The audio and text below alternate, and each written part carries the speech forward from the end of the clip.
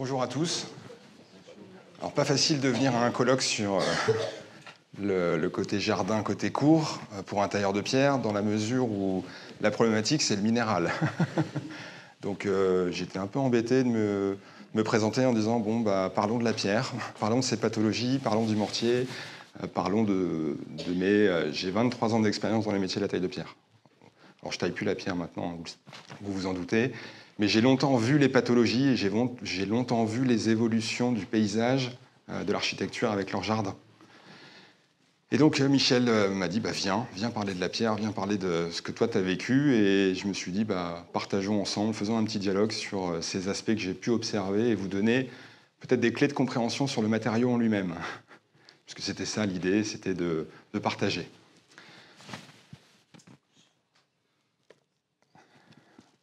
Un petit sommaire rapidement. En arrière-plan, le château de Frères, que vous voyez, sur lequel je vais vous parler plutôt de l'importance des matériaux naturels dans la végétalisation. Ça, je pense qu'on est plutôt d'accord. Et la taille de pierre et la pierre naturelle, c'est le meilleur moyen pour avoir une dualité.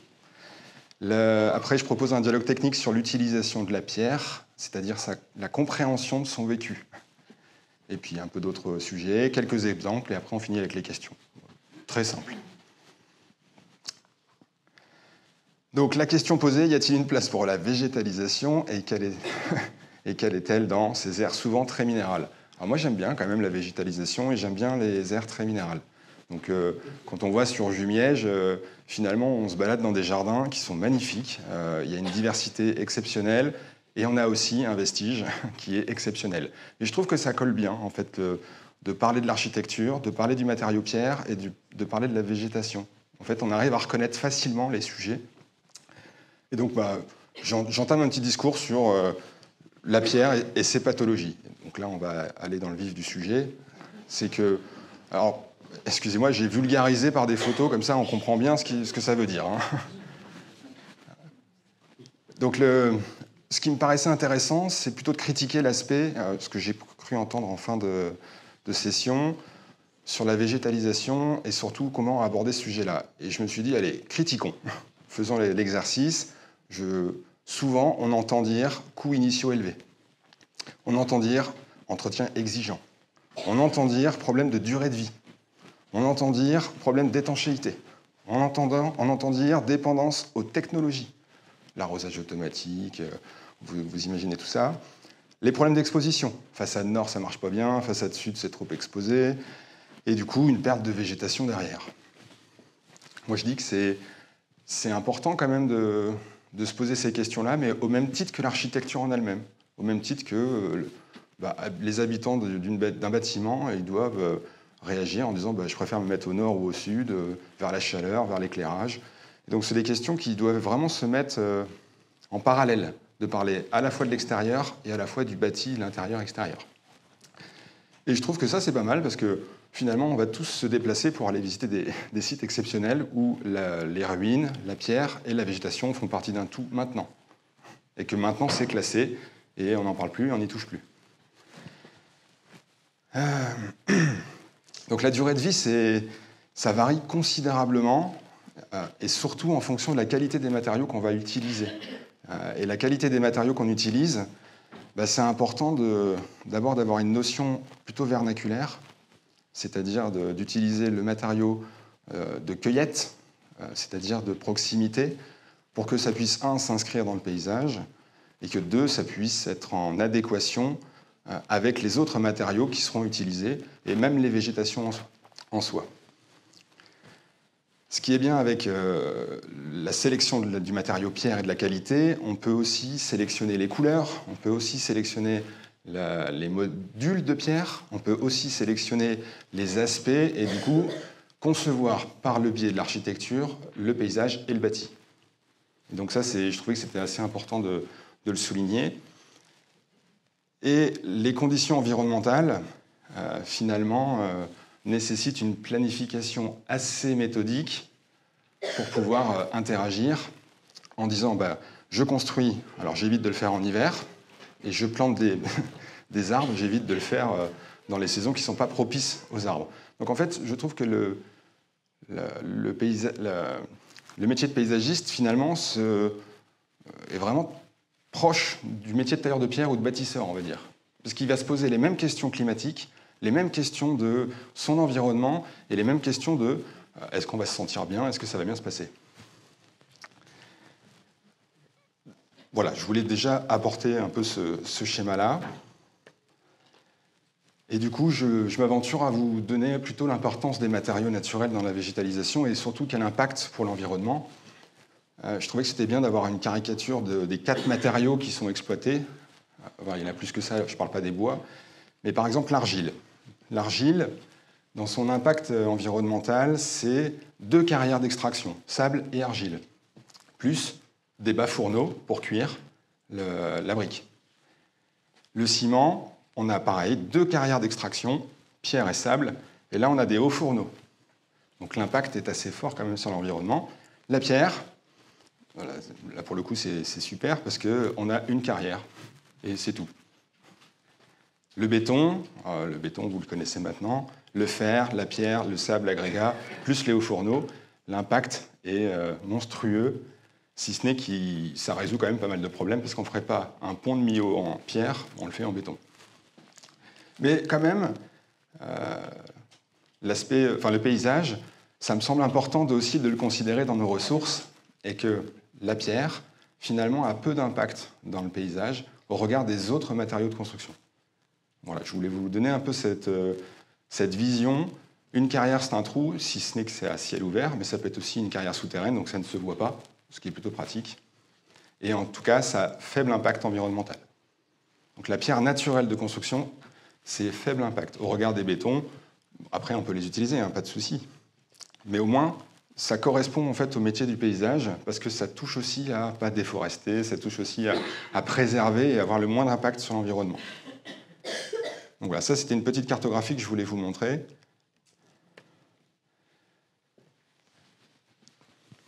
Il y avait autre chose que je souhaitais vous partager. L'utilisation des produits naturels, faible impact carbone, ça reflète l'approche durable en fait et respectueuse de l'environnement. Ça, on s'en doute.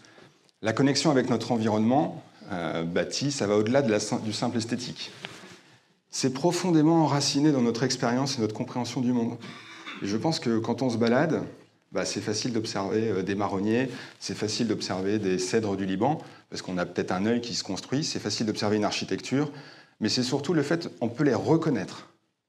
Parce qu'en fait, on est local, parce qu'on se déplace, et finalement, c'est facile de reconnaître une baie, une côte, c'est facile de reconnaître une falaise, un massif. En fait, on a quelque chose qui est enraciné chez nous, et l'architecture et le paysage aident à cette compréhension du bâti.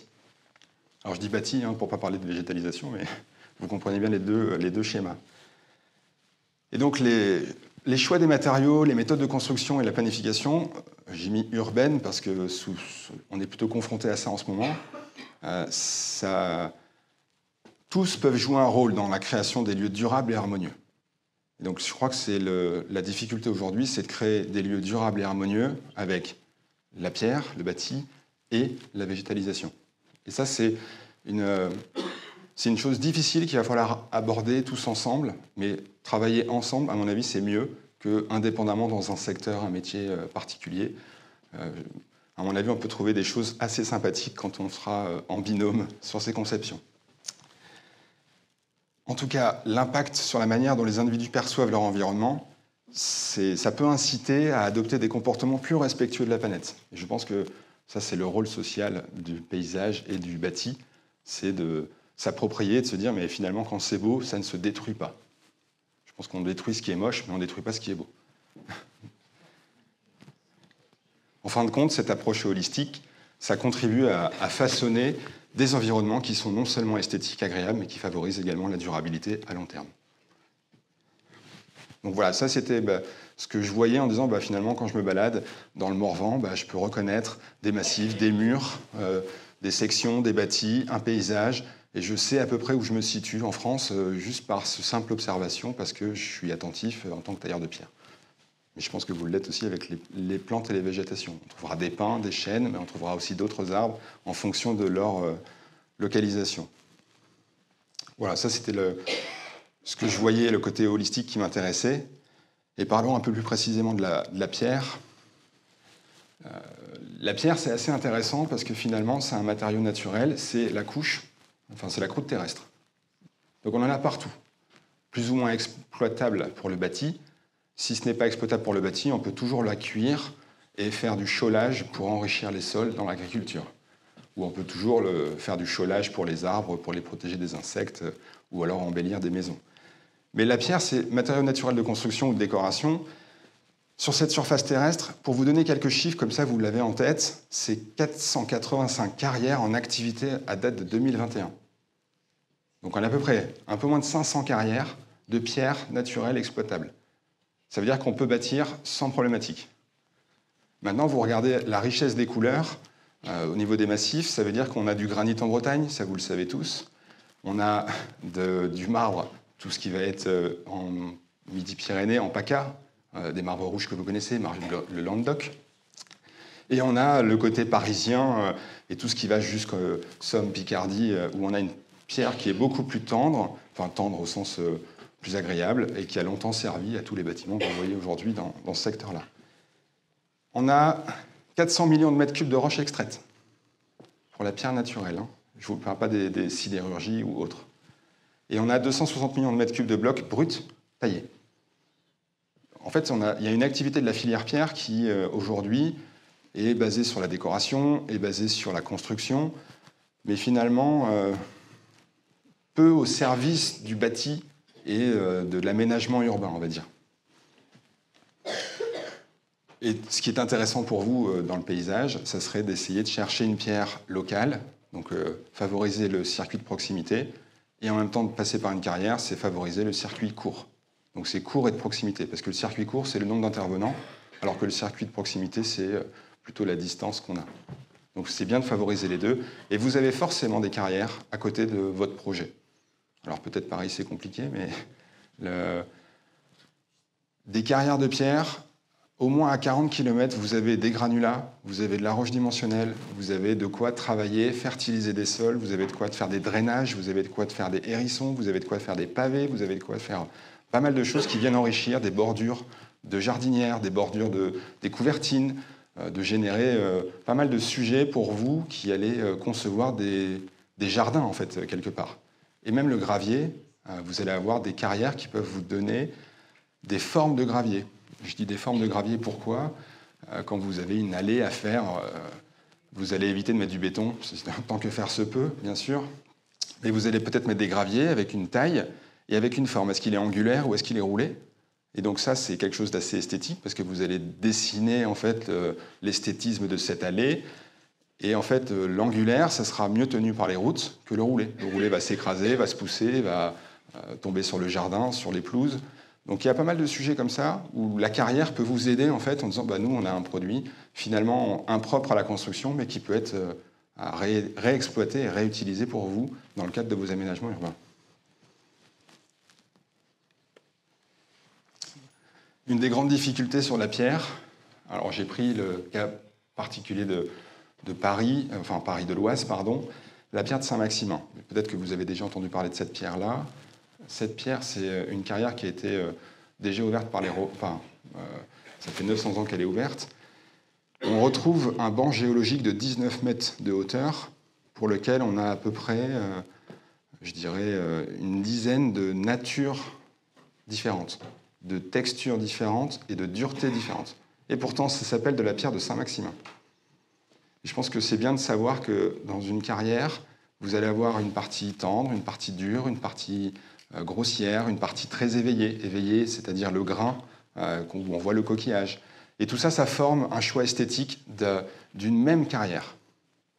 Et après, vous avez l'aspect pétrochimie qui arrive. Certaines pierres peuvent être gélives, d'autres non. Mais finalement, est-ce que ça vous importe dans l'aménagement du paysage en mettant des graviers s'ils sont gélifs ? Bon, peut-être pas forcément, parce que ce n'est pas la construction, donc ça peut être exploité comme on veut. Donc je pense que vous avez un panel à détecter et à choisir en fonction de cet esthétisme que vous voulez faire. Ce qui est intéressant aussi dans cette pierre, c'est de comprendre ces pathologies. Et pour comprendre ces pathologies, j'ai fait deux axes. ce qui me semblait important de vous donner, c'est que finalement, l'eau, pour la pierre, c'est un problème. Et or, on a besoin d'eau pour faire pousser les plantes, la vie a besoin d'eau. Et du coup, je me suis dit, bon, c'est une pathologie, je vais en parler de manière un peu vulgarisée, mais les sels minéraux contenus dans la matière ou dans les sols, avec le phénomène de porosité qui pourrait contaminer l'un ou l'autre, finalement, si on le sait, on saura mieux l'utiliser et mieux comprendre pourquoi l'utiliser. Pourquoi on dit ça? C'est le sel minéraux. Vous avez déjà sûrement vu des pathologies comme le fer qui gonfle. Le fer gonfle, ça prend à peu près 7 à 8 fois son volume. Ça éclate, vous avez les encadrements de baies qui sont tout éclatés, souvent on les vu bâtiments. Les sels minéraux, à l'état microscopique, ça prend 25 fois son volume. Donc en fait, ça vient pousser la matière, et avec le phasage et déphasage, ça la rend impropre parce qu'elle va avoir une décohésion granulaire. Et à un moment donné, ça va s'effriter. Et ça, c'est à cause des sels minéraux contenus soit dans la pierre, soit dans l'eau, soit dans la terre. Et quand on le sait, en fait, il va falloir comprendre un autre schéma, c'est mais pourquoi elle est poreuse cette pierre, ou qu'est-ce que ça veut dire, ou pourquoi il faut de la perméabilité, comme les sols. Et c'était important de bien souligner ce sujet. Ça, c'est un facteur problématique pour la pierre. Si vous le savez, vous allez sélectionner une pierre qui soit adaptée à une utilisation. Admettons, vous faites un drainage avec une bordure pour canaliser des arbres ou des végétations qui nécessitent beaucoup d'eau. Finalement, vous allez éviter de mettre une pierre qui se désagrège par l'eau. Donc, c'est important de plutôt mettre en adéquation votre schéma sur les plantes avec le matériau. Donc voilà, le sel minéraux, ça c'est quelque chose qui est vraiment qui est sensible pour la pierre, et il faut bien le comprendre. On a aussi après le facteur normalisé. On peut y venir parce que la normalisation c'est quand même assez récent. C'est dans les années 1970 que AFNOR a réalisé ces normes sur une méthode qui est assez simple, qui s'appelle les règles de l'art. Ça, je pense que tous vous savez. Donc, certaines pierres sont dédiées à recevoir des eaux, des ruissellements. Certaines pierres sont dédiées à éviter les remontées d'eau au sol, les soubassements par exemple. Certaines pierres sont dédiées à recevoir directement l'impact de la pluie, comme des couvertines, comme des corniches. Et en fait, on sélectionne le matériau en fonction de son exposition. Et je pense que si dans le paysage, pour la végétalisation, on réfléchit aussi à cette problématique-là, finalement, ça peut arranger tout le monde d'avoir sélectionné le bon matériau au bon endroit. Pourquoi je dis ça? Par exemple, j'ai en tête, on met des billes d'argile en fond de pot pour essayer de garder l'humidité pour les plantes. On pourrait très bien mettre des graviers de pierre tendre avec une grosse porosité pour garder l'humidité. Ça marcherait pareil, en fait. Mais la terre cuite, finalement, c'est des billes, ça a été manufacturé avec une usine, on la cuit, donc en fait, l'impact est assez fort. On pourrait s'imaginer des choses comme ça. Donc c'est pour ça que c'est important de regarder l'utilisation de la pierre et d'essayer de la mettre au bon endroit avec la bonne sélection.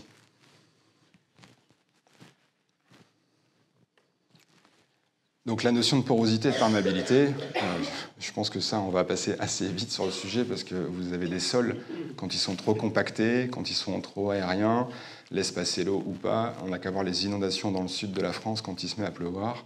La terre, elle n'absorbe pas aussi vite qu'on le voudrait. Et donc ça, c'est pas très bon. Mais la roche, c'est la même chose. La terre, c'est presque de la roche. Il faut juste la comprendre et l'exploiter et l'utiliser dans sa meilleure formule. Et pour ça, il faut appeler des architectes qui sont quand même du patrimoine sachant sur les matériaux et des techniciens qui puissent vous conseiller correctement.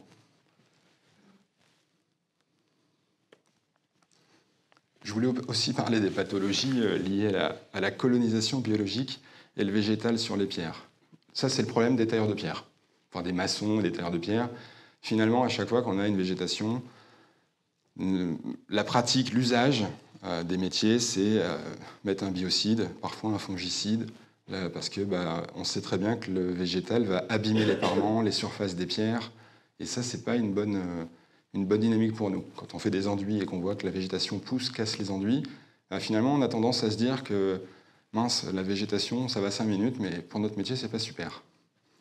Moi, je me dis que c'est plutôt, on sait que ça existe, et du coup, il y a une notion d'entretien et de maintenance à programmer, tout simplement. Et plus on va traiter ça en amont, alors j'entendais juste les dernières interventions avec le DOE et le DIUE, je pense que c'est intéressant de le mettre en forme et tout de suite d'exposer les notions de maintenance d'un bâtiment, ce qui permet d'éviter des interventions lourdes sur les sujets. Donc il faut éviter les plantes et la colonisation sur les murs parce que finalement ça garde l'humidité. L'humidité, on a vu que c'était une altération probable pour la roche, mais finalement si on mettait une roche qui n'est pas poreuse, on n'aurait pas ce problème-là. Alors on ne peut pas mettre tout le temps la même roche, sinon on aurait une homogénéité, ça ne serait pas super dans l'architecture. Mais en tout cas, le savoir permet d'éviter ce genre d'effet néfaste, c'est-à-dire d'abîmer le bâti ancien. Et la chose qu'on pourrait éventuellement se mettre en axe, c'est nous, pour traiter la colonisation, comment on fait? Qu'est-ce qu'on pourrait faire? Je suis sûr qu'il y a des astuces qui permettraient d'éviter de mettre des produits phytosanitaires dans les sols, dans les eaux et ainsi de suite. Ce qui permettrait de comprendre aussi à mieux équilibrer l'environnement paysager qui va arriver à la fin du chantier. Je pense que vous devez souffrir dans ce métier. Vous êtes la dernière opération, c'est les extérieurs. Et quand le budget il a été déjà pris parce qu'on a oublié des choses, ainsi de suite, à la fin, on a moins d'argent pour faire les espaces paysagers. Moi, je trouvais ça intéressant de regarder le côté horizontal et vertical. Donc là, c'est la grande avenue entre la Défense et Paris. Il y a un projet de végétalisation qui est très fort. Il y a beaucoup de minéral. Et aujourd'hui, j'ai pu observer que les sols, les bordures sont en granit et en pierre de Comblanchien qui vient de la Bourgogne. Moi, je trouve que c'est assez réussi quand même de vouloir introduire un ombrage sur le minéral parce que c'est vrai que la problématique de l'inertie de la roche restitue facilement la chaleur et que l'ombré, ça me paraît bien pour pouvoir descendre d'1 ou 2 ou 3 degrés le côté, on va marcher le long de l'avenue et ça peut être beaucoup plus sympa. Et les façades verticales en végétalisation, je trouve ça aussi chouette quand c'est réussi. Par contre, c'est extrêmement dur de maintenir un état comme ça, de maintenir une étanchéité, de canaliser les eaux ruisselantes, de voir un peu l'hygrométrie qui doit arriver sur ces parements. Par contre, il y a une chose intelligente, c'est qu'il y a des jardinières à proximité, juste en dessous. Donc en fait, il y a une correspondance d'accueil entre le vertical et la partie basse. Et des projets comme ça, en pierre de taille, on a souvent été déboutés. C'est-à-dire, on voulait mettre un bardage en pierre avec des accroches pour que la plante puisse s'accrocher. Et en fait, on a toujours été mis de côté en termes de matériaux, parce que trop cher, trop onéreux. Et finalement, on n'arrive pas à dialoguer avec, le coût, mais deux, c'est si la végétation, elle finit par sécher ou pas être correcte, on se retrouve avec des cas de figure qui sont pas très sympathiques. Donc là, le siège d'Alcatel-Lucent, c'est pas mal aussi, parce qu'on a une vraie façade intéressante, qui n'est pas en pierre, le support est en béton. Quand ça marche, c'est très joli. Quand ça marche pas, on se retrouve dans ce cas de figure. Et c'est là où ça devient intéressant, c'est que finalement, la conception, la végétation n'est pas là pour masquer le support. Enfin, je pense pas. Et je me suis posé cette question-là, et je crois que le philosophe Alain a dit quelque chose d'assez sympathique. Le beau ne fleurit que sur l'utile. L'utile en taille de pierre, ça fait longtemps que ça existe. Je me suis dit que c'était quand même intéressant si aujourd'hui la végétation c'est une composante, je pense qu'il faut au moins associer que même à l'état de construction, il faut que ce soit plutôt joli et agréable à regarder, ne serait-ce que pour avoir une vision de réversibilité. Voilà, c'est le petit clin d'œil sur le côté quand les façades, ça se passe pas bien. Voilà ce qui se passe. On a aussi d'autres cas de figure sur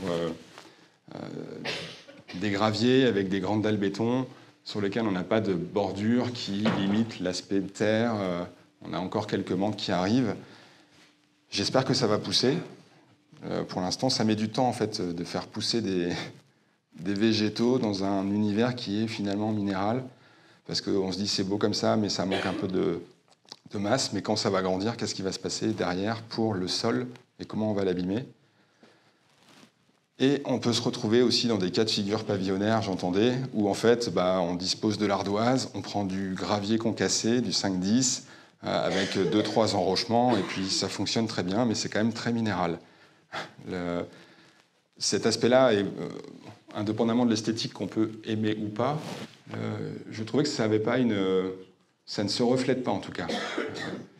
La pierre est bien trop présente au regard des végétaux, et on ne trouve pas cet équilibre qu'on pourrait avoir ou attendre entre le matériau, celui qu'on perçoit, parce qu'en fait, de l'ardoise comme ça, avec un gravier, ne sont pas des matériaux qu'on a tendance à regarder dans le végétal, dans la promenade. Ce n'est pas quelque chose qui est local, c'est quelque chose qui est externalisé, qui vient de plus loin.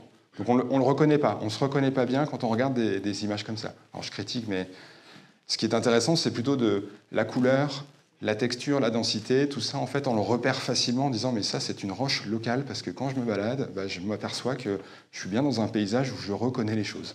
Et je pense que ça, c'est important, ce dialogue, de ne pas apporter des sujets de pierre qui ne sont pas locales.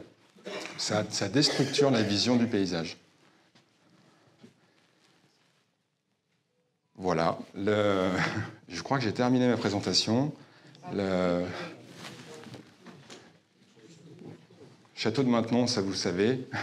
Les jardins sont très beaux et on a un petit viaduc à côté.